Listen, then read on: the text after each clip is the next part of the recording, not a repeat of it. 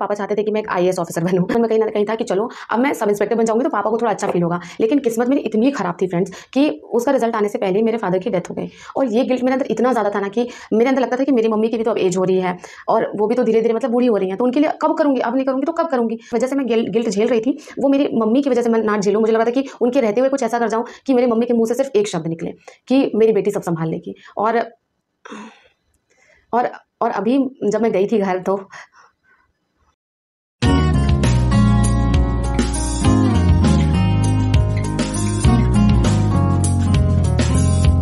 Hey friends, welcome back to my channel Stree world. और आज मैं बहुत दिनों के बाद आपसे मिलने आई हूँ। आज की ये वीडियो ना बहुत बहुत बहुत ख़ास है, मेरी ट्रू फीलिंग्स पर एकदम आधारित है। इसमें मैं आपको बताऊंगी कि जब एक लड़की की जॉब लगती है तो उसकी लाइफ में क्या क्या चेंजेस होते हैं। जैसे मेरी जॉब लगी तो मेरी लाइफ में क्या क्या चेंजेस हुए हैं वो मैं आपको एक एक करके बताऊँगी। आपको तब फील होगा कि जॉब लेना लड़की के लिए कितना इम्पोर्टेंट है। तो चलिए वीडियो की शुरुआत करते हैं। सबसे पहली बात जो मेरे लाइफ में हुई, जो सबसे पहला चेंज मेरे लाइफ में हुआ जॉब के बाद, वो ये कि मेरे फैमिली मेम्बर्स से रिलेशन और अच्छा हो गया। मतलब आपको तो पता ही है कि मेरी जो शादी है वो लव मैरिज हुई थी। और जब भी आप लव मैरिज शादी करते हैं ना तो उसमें लड़कियों को थोड़ा कम एक्सेप्टेंस मिलता है। और ऊपर से एक तो हमारी शादी लव मैरिज, ऊपर से हम दोनों जो हैं वो जॉबलेस थे। तो एक बहुत ही ज़्यादा प्रेशर होता था मेरे ऊपर कि मुझे जॉब करना है कैसे भी करके फाइनेंशियली इंडिपेंडेंट होना है। तो ये प्रेशर ना मेरे ऊपर बहुत ज़्यादा रहता था। जब तक आपकी शादी नहीं हुई ना तब तक आपको ये प्रेशर नहीं फील होगा फ्रेंड्स। लेकिन एक बार आपकी शादी हो जाए, आप और आपके हस्बैंड जॉब में मत रहिए, फिर देखिएगा कि आपको क्या फील होगा। आपको हेल वाली फीलिंग आएगी। और अगर आपकी लव मैरिज होती है ना, लव कम अरेंज मैरिज मेरी हुई है, तो उसमें लड़कियों को कहीं ना कहीं कम एक्सेप्टेंस मिलता है, आपको अप्रिसिएशन बहुत कम मिलेगा। अरेंज मैरिज वालों को ये थोड़ा फ़ायदा होता है कि उनको शुरुआत के दिनों में एक्सेप्टेंस मिलता है, भले बाद में जो भी हो कि लोगों का मन बदल जाए या चेंज हो जाए। लेकिन अरेंज मैरिज वालों को ये थोड़ा फ़ायदा होता है कि उनको शुरुआत में एक्सेप्टेंस मिलता है क्योंकि वो फैमिली की पसंद से चुनी हुई लड़की होती है। लेकिन मेरे साथ ऐसा कोई केस नहीं था। मेरे लिए सिर्फ मेरे हस्बैंड जो हैं वो खड़े रहते थे। और मतलब मुझे अपने हस्बैंड को देखकर बहुत ज़्यादा मतलब बुरा फील होता था कि ये इंसान मेरे लिए इन्होंने इतना स्टैंड लिया है और उनके लिए मैं कुछ नहीं कर पा रही हूँ। तो ये गिल्ट मेरे अंदर इतना ज़्यादा था। आप मेरे व्लॉग्स में देखते होंगे मैं हंसती नहीं थी, आप खुद कमेंट करते थे कि दी कभी हंस लीजिए, आप थोड़ा खुश रहा करिए। मैं आपको क्या बताऊँ, मेरी हंसी नहीं निकलती थी। मुझे लगता था कि मतलब कब मेरी लाइफ अच्छी होगी, कब मेरा स्ट्रगल ख़त्म होगा। और एक होता ना कि एकदम स्ट्रगल करते करते आप थक चुके हैं, मुझे वैसा फील होता था। लगता था कि अब मैं नहीं देख सकती ये सब। तो इन सब चीज़ों से मैं बहुत परेशान हो चुकी थी। लेकिन फाइनली जब हमारी जॉब लगी तो मुझे एक टेंशन भी थी फ्रेंड्स की क्या होगा अगर मेरा हो गया, मेरे हस्बैंड का नहीं हुआ तो लोग फिर क्या कहेंगे। आपको पता है जिस दिन मेरा रिजल्ट आया मैंने अपने से पहले अपने हस्बैंड का रिजल्ट चेक किया। जब उनका हो गया ना तो मुझे मतलब बहुत सेटिस्फैक्शन मिला कि चलो ठीक है, अब हम दोनों हस्बैंड वाइफ जॉब में हैं। तो ये एक चेंज जो है ना मेरी लाइफ में आया। और मेरे ख्याल से खैर इन बातों को छोड़िए, फैमिली के साथ रिलेशन इस सेंस में चेंज हुआ कि शुरुआत के दिनों में मैं अपने फैमिली मेम्बर से ज़्यादा बात नहीं कर पाती थी क्योंकि मुझे डर लगता था। मुझे लगता था कि एक तो मतलब मैं कुछ करती नहीं हूँ, मेरे हस्बैंड कुछ करते नहीं हैं, अगर हम कुछ कहेंगे तो पता नहीं हमारी बात को वैल्यू करेंगे या नहीं करेंगे, पता नहीं इनका रिएक्शन कैसा होगा, हमें जज करेंगे क्या। तो ये सारी बहुत टेंशन रहती थी मुझे। तो मैं बहुत कम बात करती थी, एकदम लिमिटेड। जो बात करना अपने हस्बैंड से करती थी, फैमिली मेम्बर से बहुत कम करती थी। लेकिन जब मेरी जॉब लग गई तब फिर ना मैंने ओपनली अच्छे से सबसे बात करना शुरू किया। और मैं आपको बता रही हूँ इस 6 महीने में मेरे रिश्ते जितने ज़्यादा मजबूत और अच्छे हुए हैं उतना वो पीछे के 2 सालों में नहीं हो पाए। तो ये सबसे बड़ा चेंज था पहला। दूसरा चेंज ये आया कि अब ना मैं अपनी मम्मी पे और अपनी बहनों पर खुल के खर्च करती हूँ। मुझे इतना सा भी सोचने की ज़रूरत नहीं पड़ती। आपको पता है मैं हमेशा आपको कहती थी कि मैं जॉब अपनी मम्मी के लिए लेना चाहती हूँ। तो ऑब्वियसली मतलब मैं आपको बता रही हूँ मेरे पापा चाहते थे कि मैं एक आईएएस ऑफिसर बनूँ। और देखिए पेरेंट्स को तो नहीं पता होता ना कि उनके बच्चों में कितनी एबिलिटी है। वो जस्ट बच्चों के लिए सपने देखते हैं कि मेरे बच्चे को ये बनना चाहिए। तो ये बात मेरे मन में कहीं ना कहीं थी कि ठीक है, मैं इसके लिए तैयारी करूँगी, पहले कोई छोटी सी जॉब हो जाए, ऐसे ऐसे। तो जब दरोगा वाली वैकेंसी आई थी झारखंड में, तो मेरा प्री मेंस तो क्लियर हो ही गया था, आपको पता ही होगा। तो मेरे मन में कहीं ना कहीं था कि चलो अब मैं सब इंस्पेक्टर बन जाऊँगी तो पापा को थोड़ा अच्छा फील होगा। लेकिन किस्मत मेरी इतनी ख़राब थी फ्रेंड्स कि उसका रिज़ल्ट आने से पहले ही मेरे फादर की डेथ हो गई। और ये गिल्ट मेरे अंदर इतना ज़्यादा था ना कि मेरे अंदर लगता था कि मेरी मम्मी की भी तो अब एज हो रही है और वो भी तो धीरे धीरे मतलब बूढ़ी हो रही हैं, तो उनके लिए कब करूँगी, अब नहीं करूँगी तो कब करूँगी। और बाकी जो मेरी बहनें हैं उनमें से किसी की भी गवर्नमेंट जॉब है नहीं। तो मुझे लगता था, और मैं देखिए मैं हमेशा ना अपने ऊपर डिपेंडेंट रहती हूँ कि जो मुझे करना है वो मुझे करना है, मुझे बाकियों से कोई मतलब नहीं होता है। हालांकि दीदी लोग भी बहुत सपोर्ट करती है मम्मी को, लेकिन मैं अंदर से मतलब मुझे लगता था ना कि जो पापा ने गिल्ट देखा है, वो जो पापा की वजह से मैं गिल्ट झेल रही थी, वो मेरी मम्मी की वजह से मैं ना झेलूँ। मुझे लग रहा था कि उनके रहते हुए कुछ ऐसा कर जाऊं कि मेरी मम्मी के मुंह से सिर्फ एक शब्द निकले कि मेरी बेटी सब संभाल लेगी। और और और अभी जब मैं गई थी घर, तो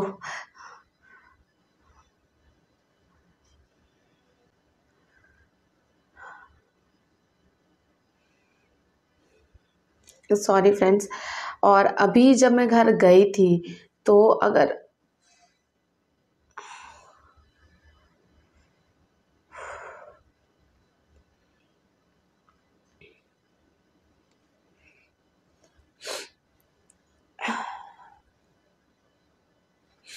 तो अभी जब मैं घर गई थी अपने, तो वहाँ पे अगर आप होते पता नहीं। देखिए अब हर रिएक्शन को तो हम रिकॉर्ड नहीं कर सकते ना, ऑब्वियसली हमारा बहुत कुछ ऐसे प्राइवेट होता है। तो अ,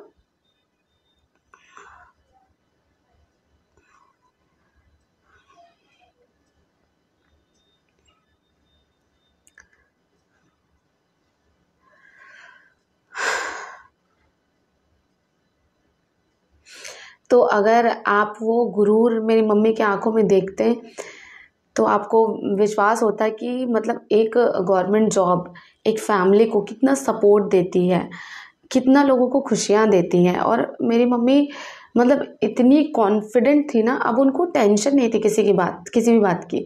उनको लग रहा था कि चलो ये मेरी बेटी है ना, ये सब संभाल लेगी।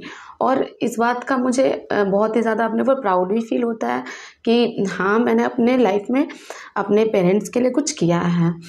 और अब जब कभी मुझे ऐसे पैसे ट्रांसफ़र करने होते लाइक 10,000 20,000 15,000, तो मेरे मन में एक सेकंड थॉट भी नहीं आता कि क्यों करने चाहिए। क्योंकि मेरी जॉब का जो मोटिव था वो यही था कि मुझे अपनी मम्मी के लिए कुछ करना है। तो ये चीज़ मेरी लाइफ में हुई। और घर जाकर मैंने अपनी सभी बहनों को बहुत सारे गिफ्ट दिए, उनके बच्चों को गिफ्ट दिए, और फिर अपनी मम्मी को दिया, फिर मेरे भैया की एक छोटी सी बेटी है कुहू, उसको भी गिफ्ट दिया। और ऐसे करके हमारी मतलब जो हमारा जो गेट टुगेदर हुआ था रांची में, वो बहुत ही प्रेशियस था फ्रेंड्स। जॉब लगने के 6 महीने के बाद मैं घर गई थी, क्योंकि हमें 5 दिन का गर्मी छुट्टी मिला था। तो उसमें मुझे बहुत अच्छा फील हुआ। और वो जो फीलिंग्स है शायद वो मैं वर्ड्स में आपको नहीं कह सकती। हाँ, बस इतना है कि आप फील कर सकते हैं मेरे एक्सप्रेशन से, और मैं आपको क्या ही कहूँ। तो ये था। चलिए अब मैं तीसरे चेंज की बात करती हूँ। तीसरा चेंज जो मेरे लाइफ में आया ना, वो ये आया है कि अब मैंने ना लोगों को एक्सप्लेन करना बंद कर दिया है। जैसे पहले जब भी मैं कोई काम करती थी तो मुझे ऐसा लगता था कि मुझे एक्सप्लेन करना पड़ेगा इनको, उनको समझाना होगा कि मैंने ये काम किया है तो ये सही है। और लोगों को खुश करने के लिए ना मैं भी आपके जैसी हूँ। ऐसा नहीं है कि मैं आपसे बहुत ज़्यादा डिफरेंट हूँ, कि मुझे फ़र्क नहीं पड़ता था कि लोग मुझसे दुखी हैं या खुश हैं। लोगों को खुश करने के लिए मैं ना बहुत सारी चीज़ें एक्सप्लेन करती थी, उनके सामने बहुत अच्छा बनती थी। अब मैं इन सब चीज़ों से टेंशन फ्री हो गई हूँ। अब मुझे फ़र्क नहीं पड़ता कि आपको मेरी बात से सहमति है नहीं है, आप मत रहिए, कोई प्रॉब्लम नहीं है। मुझे जो करना है मैं वो करूँगी। ये कॉन्फिडेंस मेरे अंदर आ गया है। तीसरा बड़ा चेंज मेरे अंदर ये आया है फ्रेंड। चौथा चेंज ये आया है कि अब मेरी ना फ्यूचर की टेंशन ख़त्म हो गई है। मतलब पहले मैं जब जब मैंने अपनी तैयारी शुरू की थी 2 साल पहले, आप जब मेरे स्टडी व्लॉग्स देखते होंगे, कुछ नहीं पता था फ्रेंड्स कि DSSB की वैकेंसी कब आएगी, कब कोई टीचिंग वैकेंसी का ना नामो निशान नहीं था। 2022 से मैंने अपनी जर्नी शुरू की। 2022 में तो बिल्कुल भी नामो निशान नहीं था कि कोई टीचिंग वैकेंसी आएगी भी। तो मतलब मैंने वहाँ से अपनी जर्नी जो है वो शुरू की। सब कुछ सामने में ना अंधेरा दिखता था। आपकी लाइफ में भी मतलब होगा ऐसा कि अभी अगर आपको ऐसा फील होता है कि पता नहीं लाइफ में क्या होगा, आपको भी ऐसा अंधेरा दिखाई दे रहा है, आप डरिए मत, क्योंकि वो सिचुएशन से मैं गुजर चुकी हूँ। कितने साल मैंने शादी से पहले तैयारी करी, शादी के बाद मुझे कितना टाइम लग गया, और मुझे ऐसा लगता था कि पता नहीं कभी मेरी जॉब लगेगी भी या नहीं लगेगी। मतलब इतना मुझे इस बात की टेंशन होती थी कि फ्यूचर कैसा होगा हमारा। आप जानते हैं कि प्राइवेट जॉब में क्या अपॉर्चुनिटीज़ होती हैं। अगर आप स्पेशली टीचर की बात करें तो मैं आपको बता रही हूँ, रांची का कोई ऐसा प्राइवेट स्कूल नहीं होगा जहाँ पर मैंने अपना रिज्यूमे नहीं डाला था। कहीं पे सैलरी कम बोलते थे तो कहीं पे दूरी बहुत होती थी। ऑब्वियसली अगर आप किसी भी प्राइवेट स्कूल में पढ़ाएंगे रांची में, ऑब्वियसली तो आपको वहाँ पर रहकर सब कुछ अपना खर्चा भी उठाना होगा, साथ में कुछ सेविंग्स भी करनी होगी, और उतना वो ऑफ़र नहीं करते थे। तो इस वजह से मेरे अंदर ये रहता था कि अगर मेरी गवर्नमेंट जॉब लगी नहीं तो फिर प्राइवेट के चक्कर में तो मैं पूरी ज़िंदगी मतलब केवल कमाने में रह जाऊंगी और अपने लिए कुछ सेविंग्स नहीं कर पाऊंगी। जैसे मेरा एक बहुत बड़ा ड्रीम है कि मुझे अपना एक घर बनाना है, वो सब तो मैं कभी कर ही नहीं पाऊंगी अपने लिए। तो मुझे इस बात की बहुत टेंशन होती थी कि अब होगा क्या मेरी लाइफ में। इतना अंधेरा लगता था ना, मैं आपको बता नहीं सकती। लेकिन तब भी मैं एक एक स्टेप लेती थी, स्मॉल स्टेप, हर दिन पढ़ाई करती थी, हर दिन पढ़ाई करती थी, और जब वैकेंसी आए तो मैंने उसको ग्रैब कर लिया। तो यही चीज़ होता है कि अगर आपको भी ऐसा फील हो रहा है कि आपकी लाइफ में कुछ समझ नहीं आ रहा कि क्या होगा आगे, मत टेंशन लीजिए, पढ़ते जाइए। एक दिन ऐसी अपॉर्चुनिटी आएगी ना कि आपका सिलेक्शन उसमें हो जाएगा। और ये मैं अपने एक्सपीरियंस से आपको कह रही हूँ। तो चौथा बड़ा चेंज मेरे अंदर ये आया कि अब मुझे फ्यूचर की टेंशन नहीं है। अब मुझे लगता है कि ठीक है, अब मैं पूरे महीने काम करूँगी तो मुझे हर महीने 40,000 रुपये मिल जाएंगे। तो ये बहुत अच्छा लगता है मुझे। और मे भी बहुत सारे लोगों के लिए 40,000 कम हो, मेरे लिए बहुत है, सफिशिएंट है मेरे लिए, उतना है कि मैं अपना खर्चा चला लेती हूँ उतने में। तो ये चौथा चेंज था मेरे लाइफ में। पांचवा चेंज मेरी लाइफ में ये आया है कि लोगों का परसेप्शन मेरे लिए चेंज हो गया है। जो लोग मतलब देखें, जब भी आपकी शादी होगी, लाइक मेरी लव मैरिज थी, तो मेरे घर वाले कुछ नहीं कहते थे, लेकिन घर वाले से ज़्यादा बाहर वाले रिश्तेदार कहते थे कि अब इसकी शादी हो गई है, मेरे हस्बैंड को लेकर ज़्यादातर, तो ये क्या ही पढ़ेगा, इसका दिमाग कहीं और होगा, इनकी अब जॉब नहीं लगेगी। तो अब वही लोग ना मेरी तारीफ़ भी करते हैं। तो ये चेंज बहुत मस्त लगता है मुझे फ्रेंड्स, कि चलो ठीक है, कल जो अपोज कर रहे थे, क्रिटिसाइज़ कर रहे थे, अब वो आपकी तारीफ़ कर रहे हैं। मैं आपको एक छोटा सा एग्जांपल दे रही हूँ। मेरी जो दादी हैं, अब बताइए, दादी मेरे 90 साल की है, वो है पुराने ख्यालात वाली। तो उनको जब पता चला कि मेरे हस्बैंड और मेरी शादी हो रही है, तो वो मुझसे कह रही थी, जब मेरी जॉब लगी तो कह रही थी कि पहले हमको लगता था कि मतलब बिट्टू का शादी आपसे ना हो, लेकिन अब हमको लगता है कि बहुत अच्छा हुआ कि आपसे हुआ। तो चलिए, दादी का तो कम से कम परसेप्शन चेंज हो गया। तो ऐसे ही करके बहुत सारे लोगों का हो गया है। लोग ज़्यादा रिस्पेक्ट देने लगे हैं, मेरे बात की वैल्यू करने लगे हैं, और मेरे से राय भी लेते हैं कि मुझे आगे लाइफ में क्या करना चाहिए। तो ये मुझे बहुत अच्छा लगता है। मुझे ऐसा लगता है कि मैं थोड़ा वैल्यूबल इंसान हूँ, मेरे ओपिनियन की वैल्यू है। तो ये एक चीज़ मुझे बहुत अच्छी लगती है कि लोगों का परसेप्शन जो है वो चेंज हो गया है। इसके अलावा एक और बहुत बड़ा चेंज मेरी लाइफ में ये आया है कि मैं डिमांड करती हूँ। अब जैसे आपने मेरे व्लॉग्स देखे होंगे लास्ट ईयर गर्मी में, जब भी ऐसे लाइट कट जाता था ना, तो मैं आपको बताती थी व्लॉग्स में कि हमारे इन्वर्टर का बैटरी डाउन हो गया। और बहुत लोग कहते थे कि दीदी नया बैटरी खरीद लो, क्या होगा। आप बताइए, हम दोनों कुछ करते नहीं थे, यूट्यूब से उतना पैसा आता नहीं है, और मान लीजिए यूट्यूब से कुछ पैसा आ भी रहा है तो हम पूरा पैसा तो बैटरी खरीदने में नहीं लगा देंगे ना। और मुझे डर भी लगता था कि मैं अपने सास ससुर को कहूँगी तो वो क्या सोचेंगे कि इनको तो बस घर में रहना है और पैसा तो हमारा खर्चा होता है। तो मैं डरती थी इन सब बातों से। लेकिन अभी मेरे वही इन लॉज हैं, मैं भी वही हूँ, मैं उनसे डिमांड भी करती हूँ, अपने हस्बैंड से करती हूँ। पहले मैं अपने हस्बैंड से भी डिमांड नहीं कर सकती थी, क्योंकि ऑब्वियसली वो कुछ करते नहीं थे, तो मुझे बुरा लगता था कि उनको अभी मैं कुछ कहूँगी तो वो मुझे ला कर दे नहीं पाएंगे, तो मुझे बुरा लगता था। लेकिन अब मैं अपने हस्बैंड से तो बहुत डिमांड करती हूँ, अपने इन लॉज से भी डिमांड करती हूँ कि मुझे ये चाहिए वो चाहिए। तो ये डिमांड भी आप तभी कर पाएंगे ना, लोगों से आप तभी कुछ मांग पाएंगे जब आप कुछ देने लायक बने।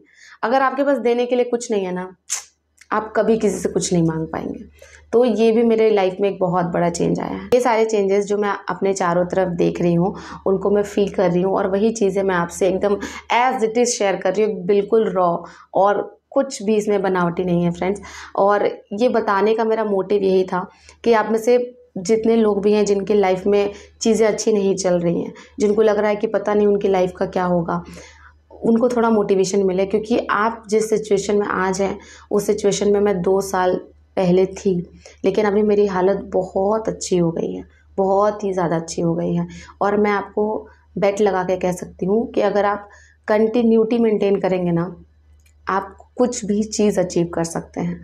और अगर आपको ऐसा लगता है कि आप पढ़ नहीं पा रहे हैं, या फिर आप सुबह नहीं उठ पा रहे पढ़ने के लिए, तो आपको यही कहूँगी कि उठ जाइए पढ़ने के लिए सुबह। रात को 1 घंटे देर से सोइए, सुबह 1 घंटे पहले उठ जाइए। 1 साल तक आप 2 घंटे कम सोएंगे ना, कुछ नहीं जाएगा आपका, लेकिन उसका जो रिज़ल्ट मिलेगा, मैं आपको बता रही हूँ, वो बहुत बड़ा होगा। आपको सैक्रिफाइस करना पड़ेगा। आपने मेरे व्लॉग्स देखे होंगे, मैं 3:30 बजे उठ जाती थी पढ़ने के लिए।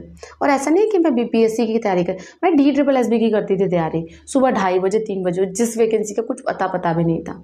लेकिन मुझे इतना पता था कि DSSB की वैकेंसी हर 2-3 सालों पर एक बार रिपीट होती है, मतलब एक बार आती है। तो बस सोचिए, उसका आस लगा के मैंने इतनी सारी पढ़ाई कर ली। और जिस दिन मेरा रिजल्ट आया, मतलब रिजल्ट आने से पहले मैं बता रही हूँ, 1 दिन पहले, 1 या 2 दिन पहले रिजल्ट आने से आपने देखा होगा कि मैंने अपना स्टडी रूम टूर का वीडियो डाला था। क्योंकि मुझे ना कॉन्फिडेंस था कि कट ऑफ चाहे कितना भी जाए, मेरा सिलेक्शन हो जाएगा। 6 to 8 में भी हो जाएगा और 9-10 में भी हो जाएगा। और आप में से बहुत लोग लिख भी रहे थे कि दीदी कॉन्ग्रेचुलेशन इन एडवांस। और बहुत सारे लोगों ने तो मेरे रिजल्ट, नाम खोज लिया, मेरा रोल नंबर देख लिया, मेरा रिजल्ट देख लिया, और उसके बाद आकर मुझे मैसेज कर रहे हैं रात में कि दीदी आपका रिजल्ट हो गया है। और मैं आपको सच बता रही हूँ, ये जो प्यार आप मुझे देते हैं ना, इसके लिए भी बहुत बहुत बहुत थैंक यू फ्रेंड्स। तो चलिए, आज की वीडियो को मैं यहीं पर ख़त्म करती हूँ। आई होप आपको ये वीडियो अच्छी लगी हो। मिलती हूँ आपसे नेक्स्ट वीडियो में। Bye bye and take care.